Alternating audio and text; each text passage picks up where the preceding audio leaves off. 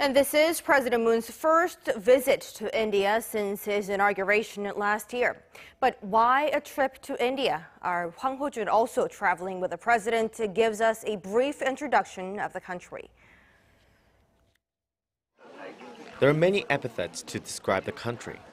But for South Korea's presidential office of Cheong, India's economic potential is its main focus.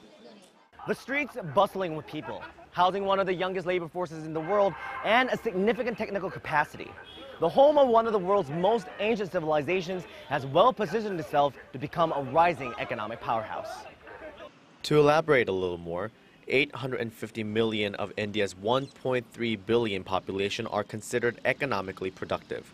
On top of that, 65% of the population is under 35.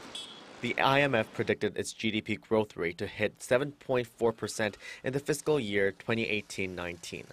India is also known for taking the lead in new areas such as the Fourth Industrial Revolution and space air, all of which will likely lead the country to join the ranks of the US and China and become one of the, quote, G3 nations in the near future.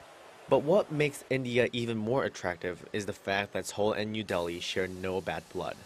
In fact, the top office compared the situation to South Korea's bilateral relationship with China and how it took a hit during the deployment of the THAAD anti-missile system on the Korean peninsula.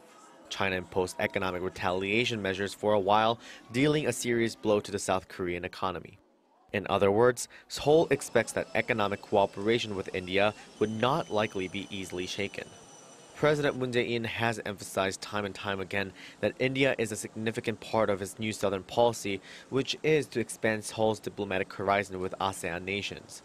Making the most out of India's potential, President Moon will seek to strengthen the 45-year-old diplomatic relationship by seeking a strategic partnership and future-oriented relations. Hwang Hojun, Arirang News, New Delhi.